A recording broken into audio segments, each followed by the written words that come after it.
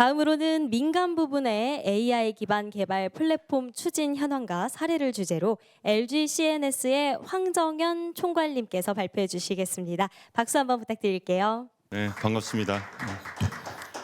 제가 민간 부분 대표로 나온 거 맞죠? 네.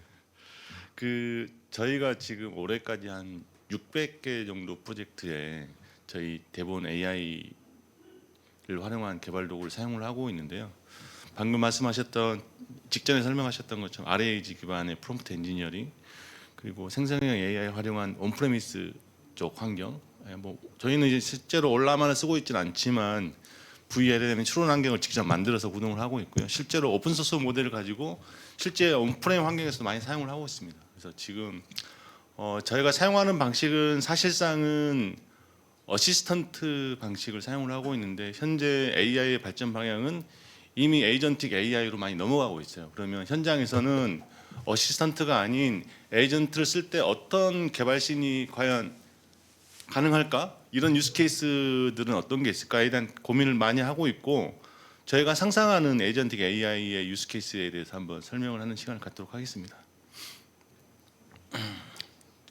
그 전에 먼저 저희 글로벌 업체 한 78%가 이미 78% 정도 AI를 사용을 하고 있고요.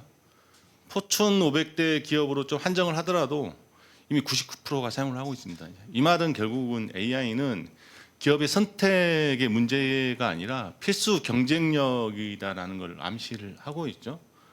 범위를 좀 좁혀볼게요. 그러니까 AI 코딩 쪽으로 범위를 좀 좁혀보면 작년에 61%에서 이미 올해 90%까지가 AI를 사용을 하고 있습니다.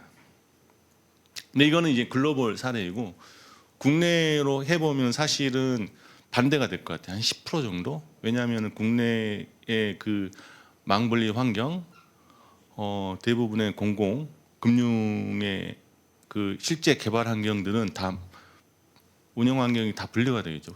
그래서 실제로 이제 사스형 기반의 모델을 사용할 수 있는 환경이 거의 없습니다. 그래서 제가 한 일주일에 한 두세 번 정도 고객사랑 미팅을 하면서 생성형 AI를 어떻게 쓸지를 계속 고민을 하고 있는데, 사실 이 부분이 가장 큰 고민입니다. 가장 큰 차이는 뭐 제미나이나 아니면 클로드 소넷 같은 아주 소타 모델들이 너무너무 성능이 좋은데 오픈 소스 모델들은 거기에 좀 뒤처져 가는 것 같다. 그리고 오픈 소스 모델을 쓴다고 하더라도 사실은 굉장히 큰 인프라가 필요해요. 저희가 지금 어시스턴트로 쓰고 있는 게, 지금 대표적으로 현재 쓰고 있는 게, 기존에 라마 모델도 많이 썼지만 지금은 QN3 코더 30빌리언을 쓰고 있는데, 그거 쓰려면 최소한 H100 80기가 정도 한 장짜리 있어야 됩니다. 금액으로 치면 한 6,500, 7,000 정도 있어야 되고요. 에이전틱 돌리려면은 최소 VRAM이 한 1.2기가 정도, 1.2 테라 정도 돼야 돼요. 그 정도 되려면은 H200 한 8장 정도, 금액으로 한 7억 정도. 예, 금액이 상당히 크죠. 어시스턴트랑 에이전트로 갈 때. 예. 아까 사실 양자화된 버전을 가지고 돌리기에는 사실은 성능상의 차이가 너무 많이 납니다. 그래서 저희가 양자화된 버전도 사용을 하고 있고 양자화 안 된 버전을 사용하고 있는데, 최소한 H100 80기가 한 장이나 8장 정도 규모는 가야 그래도 의미 있게 실제 현장에 쓸 수 있는 정도의 성능이 나와요. 품질이. 예. 그래서 작년에 스택 오버플로우의 개발자들한테 이제 AI 설문을 한번 했는데 되게 반응이 좋았어요. 근데 이제 올해 똑같은 설문을 했는데 좀 의미 있는 결과가 나온 게 불만족도가 더 높아졌습니다. 왜 그럴까요? 그러니까 작년에는 AI 써보니까 되게 좀 코드도 잘 만들어주고 되게 나를 좀 도와줄 것 같은 느낌? 그래서 되게 이제 그 호감이 많았는데, 실제 써보니까 AI가 만들어진 코드를 내가 수정을 해야 돼요.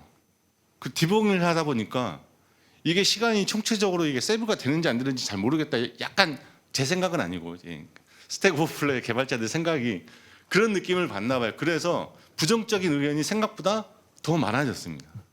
그리고 너 복잡한 업무할 때 AI 쓸 수 있어? 라고 물었을 때 아니야. 아직은 복잡한 업무는 아닌 것 같아. 그리고 그럼 너 주로 어떤 거 많이 써?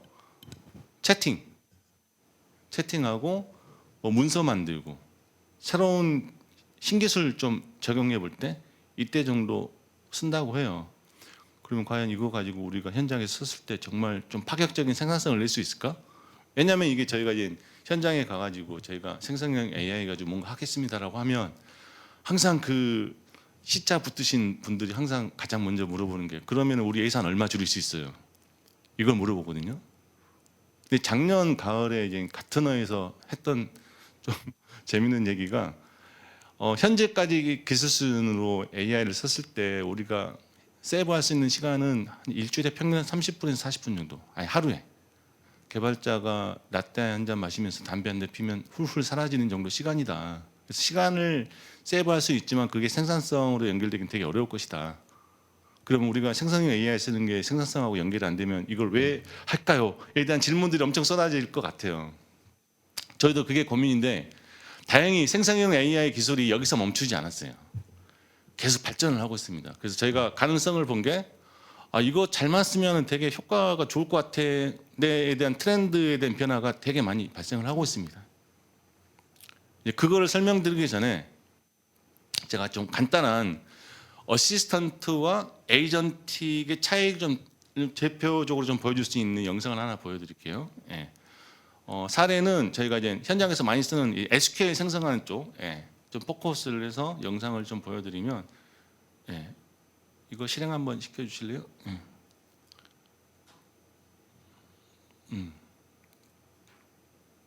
아래쪽에 하단에 그 실행 버튼, 그래서 이제 어시스턴트와 에이전트 같은 경우에는 세 가지 키포인트 측면에서 가장 큰 차이가 있는데, 어시스턴트를 놓고 보면 내가 이제 SQL 생성한다 그러면 내가 어떤 테이블에 어떤 칼럼을 써야 될지를 판단을 하고 내가 어떤 프롬프트를 잘 작성을 해야만 SQL이 잘 만들어질지를 개발자가 이미 다 알고 있어야 되고, 그리고 그 다음에 생성된 SQL을 내가 실제로 실행해 보면서 SQL을 좀 수정하고 약간 이런 방식으로 진행이 돼요. 어시스턴트는. 에이전트 방식은 어떻게 가냐? 내가 SQL을 생성하고자 하는 형태, 스펙을 주고 너 이거 가지고 SQL 만들어봐 라고 하면 에이전트는 일단 플래닝을 짭니다. 내가 일단 SQL 짤 때 뭐가 필요하지? 내가 일단 접근 가능한 경로, 내가 접근 가능한 데이터베이스, 그리고 내가 사용자가 원하는 데이터를 알려면 실제 내가 접근 가능한 데이터베이스의 컬럼 정보, 테이블 정보가 어떻게 돼 있지? 그러면 스키마 정보 조회를 해야겠네. 그러면 내가 스키마 정보를 조회할 수 있는 SQL을 만들어야겠네. 그 SQL을 만든 다음에 SQL을 실행을 해야겠네. 그 다음에 실행한 다음에는 그 결과를 가지고 내가 판단하는 다음에 이런 SQL이면 되겠구나라고 결정을 해주고, 여기서 이제 영상 좀 멈춰주실래요? 그 다음에 튜닝, 가독성, 코드 품질 이런 것들을 다 그런 베이스로 만들어줍니다. 그래서 방금 보셨던 것 중에서 내가 이 에이전틱 AI가 사용자가 요청한 SQL 생성 스펙을 보고 가장 먼저 한 게 뭐냐면 플래닝을 짜죠. 플래닝을 짠 다음에 내가 플래닝 중에 하나가 이 SQL 스키마에 대한 분석이 좀 필요할 것 같아. 스키마 분석하려면 뭘 해야 되지? 당연히 쿼리 날려야지. 어떤 쿼리? 스키마 정보 가져오는 쿼리 만들어야지. 이런 거에 대한 판단, 그리고 SQL을 생성해 주는 것까지, 이런 것도 이제 LLM이 갖고 있는 주 특징인 리즈닝이라는 거라고 해요. 그 다음에 두 번째는 SQL을 실행을 해야겠죠.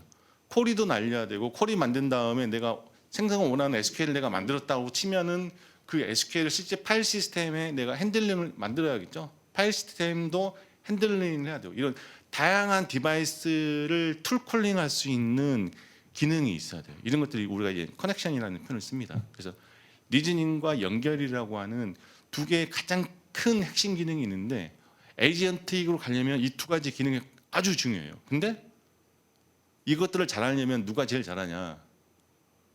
파라미터가 엄청 높아져야 돼. 똑똑한. 그러니까 파라미터가 엄청 크다고 똑똑한 건 아닌데, 현재까지 기준으로 온프레임 환경에서 돌 수 있는 정도의 에이전틱 AI를 구동시키려면 최소한 200빌리언에서 400빌리언 정도 이상의 LLM을 서빙을 해야 돼요. 아까 그 올라마로 서빙을 하셨다면 최소한 GPU가 H200 기준으로는 최소한 10장 이상, H200 기준으로는 8장 이상 정도의 장비 스펙이 있어야 된다는 얘기죠. 32빌리언도 에이전트 기능이 된다고 광고는 하고 있지만 사실상 걔네들은 툴 콜링 정도 된다고 보시면 돼요. 그러니까 MCP 기반의 인터페이스를 호출하는 펑션 콜링 기능 정도만 있고 이러한 판단 같은 할 수 있는 리즈닝 기능은 거의 없는 모델이다 이렇게 생각하시면 됩니다. 그래서 이런 에이전틱 AI로의 변화가 발생이 되면 우리의 일하는 방식은 어떻게 바뀔 것이냐가 사실 우리의 가장 큰 관심이겠죠. 그래서 제가 실제로 그 사용자 계좌 목록 조회라고 하는 기능을 내가 개발을 할 때 어떻게 개발이 될지에 대한 모습을 좀 보면서 설명을 들어볼게요. 우리가 이제 그 요즘 뭐 커서 코파일럿, 윈드서프 많이들 들어보셨죠? 많이 사용하고 계실 건데 코드를 생성해주는 도구는 어마어마하게 많습니다. 지구상에. 그리고 이 코드 생성 기술은 어떤 거 쓰셔야 돼요? 커서가 낫냐, 코파일럿이 낫냐, 윈드서프가 낫냐 아무런 의미가 없습니다. 셋 다 잘하기 때문에 내가 좋아하는 거 쓰시면 돼요. 그런데 이제 코드를 생성하기 위해서는 뭐가 필요하냐? 스펙이 필요하죠. 스펙. 우리가 코드를 생성할 때 기존에 있는 코드만 가지고 코드 생성할 수는 없습니다. 왜냐하면 내가 시스템을 이용하고 있는데 현업이 나 이번에 새로운 화면 이렇게 해가지고 만들어줘라고 하게 되면은 신규 개발이 발생을 해야 돼요. 그러려면은 이 신규 화면을 개발하기 위해서는 백엔드 단에서 어떤 데이터를 핸들링해야 되고 내가 어떤 비즈니스 로직 처리를 해가지고 이런 정보를 다시 화면에 던져줘야 돼에 스펙을 만들어야 되는데 이러한 스펙이 잘만 쓰여져 있다면 코드 생성하는 거는 정말 잘 돼요 지금. 근데 가장 큰 관건은 이제 스펙을 만드는 건데 이 스펙을 개발자한테 아주 상세하게 만들어라고 하면은 개발자는 나 차라리 코딩하고 말지 스펙 만들기 싫어 보통 이렇게 얘기를 할 겁니다. 근데 우리가 이제 이 스펙을 만드는 것들을 엄청 잘 도와줘야겠죠. 그 스펙을 자동화시켜주는 기술이 에이전틱 AI로 갈 때 가장 큰 핵심 기능이 될 거예요. 근데 그 스펙을 이제 어떻게 만드는 게 좋냐? 그 스펙을 만드는 기법에 대해서 제가 시연을 좀 보면서 설명을 드리도록 하겠습니다. 그러니까 이제 스펙을 만들기 위해서는 실제 고객사가 갖고 있는 다양한 날리지 베이스들이 있을 거예요. 그거는 뭐 코드가 될 수도 있고 SQL이 될 수도 있고 DB가 될 수도 있고 아니면 업무 매뉴얼이 될 수도 있고 다양한 것들이 있죠. 그 중에 이제 그 저장하는 기법 중에 하나가 이제 아까 나왔던 RAG가 될 수도 있고 아니면 뭐 그래프 DB가 될 수 있고 이제 다양한 기법들이 있을 겁니다. 일단은 코드 베이스로 코드를 이제 날리지 베이스화 시키는 방식에 대해 설명을 드리면 실제 소스 코드에 대한 업무 호출 로직과 다양한 정보들을 저희가 분석해서 날리지 DB에 넣은 다음에 이 날리지 DB 정보를 이용해서 요구사항이라든지 아니면 기술 표준이라든지 아니면 업무 기능 분해라든지 그들과의 관계를 엮어서 다양한 형태로 상세한 비즈니스를 정의하는 쪽에 다양한 기능들을 저희가 제공을 할 거예요. 요구사항 같은 경우에는 우리가 그 뭐 다양한 뭐 RFP가 될 수도 있고 아니면은 우리가 회의록이 될 수도 있고 다양한 고객의 요구사항이 별도로 작성된 RFP가 아닌 다른 문서를 가지고 얘네들을 우리가 비주얼라이제이션 시켜서 얘를 다시 텍스트로 만든 다음에 이걸 기반으로 요구사항을 만들 수 있는 다양한 기법들이 만들 수가 있겠죠. 그 다음에 이제 기술 표준 같은 경우에는 다양한 기술 표준들이 있거든요. 온라인 뭐 우리가 스프링 서비스를 사용할 때 서비스 패턴 아니면 우리가 마이바이티스트에 사용했을 때 쿼리 패턴 이런 다양한 기술 표준들을 스탠다드 에이전트라는 그 에이전트가 사용할 수 있는 형태의 날리지 베이스 형태로 저장해 놓습니다. 그 다음에 이제 상세 업무를 정의할 때 이거 실행이 안 되죠? 이거 실행 한번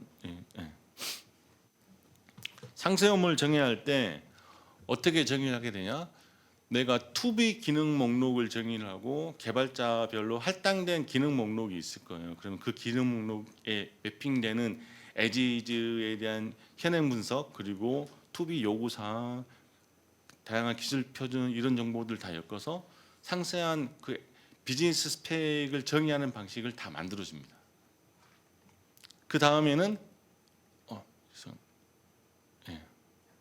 예, 실제 코드를 생성하기 위한 대부 스펙을 만들어야 되는데 대부 스펙을 만들려면은 투비에 대한 기술 표준들이 다 반영이 돼야겠죠. 그 반영을 하는 기법이 직전에 만들었던 비즈니스 스펙을 정의한 기준으로 날리지 스탠다드에 들어가 있는 기술 표준 날리지 에이전트를 이용해서 네가 이거를 만들 때는 얘는 OLTP 거래를 만드는 놈이구나. 그러면 온라인 표준에 관련된 다양한 기술 표준을 만들어야 되고 얘가 만들어야 될 게 뭐지? 서비스 컨트롤러, 리파이토리, 그 다음에 코리도 만들어야겠네. 그러면 얘가 생성해야 될 아키텍처 표준에 맞는 다양한 기술 표준 정보들 다 자동으로 가져와요. 그거 기반으로 지금 코드를 생성할 수 있는 형태의 대부 스펙을 만들어지게 됩니다. 그래서 대부 스펙을 놓고 보면 지금 보시는 것처럼 스펙이 어마어마하게 상세합니다. 개발자한테 이거 맨 땅에서 처음부터 끝까지 네가 만들어라고 하면 아마 개발자 나 이거 차라리 이거 쓰니 나 그냥 코딩하고 말 거야. 아마 이제 이런 말들을 하실 거예요.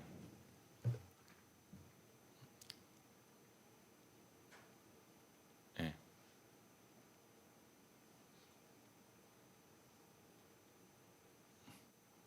이거 예.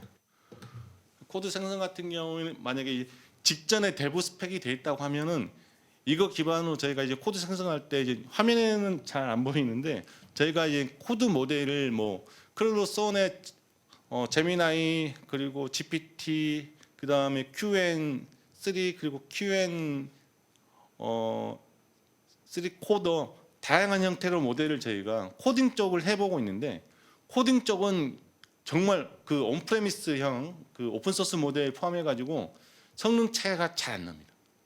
성능 차이는 앞쪽에서 많이 나요. 날리지 파운데이션 구축하고 스펙 제너레이션하는 쪽에 LLM의 그 성능 차이가 좀 나는데 코드 생성 쪽은 지금 이미 그 소타 모델과 오픈 소스 모델 간의 차이가 그렇게 많이 나지는 않는다. 예.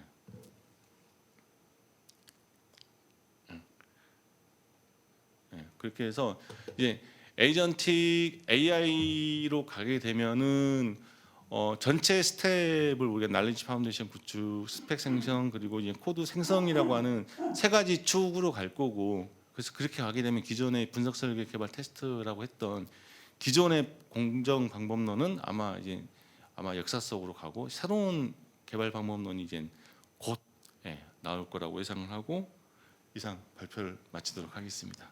네, 감사합니다. 네. LG CNS 황종현 총괄님의 발표 잘 들었습니다. 귀중한 인사이트 공유해 주셔서 대단히 감사드립니다.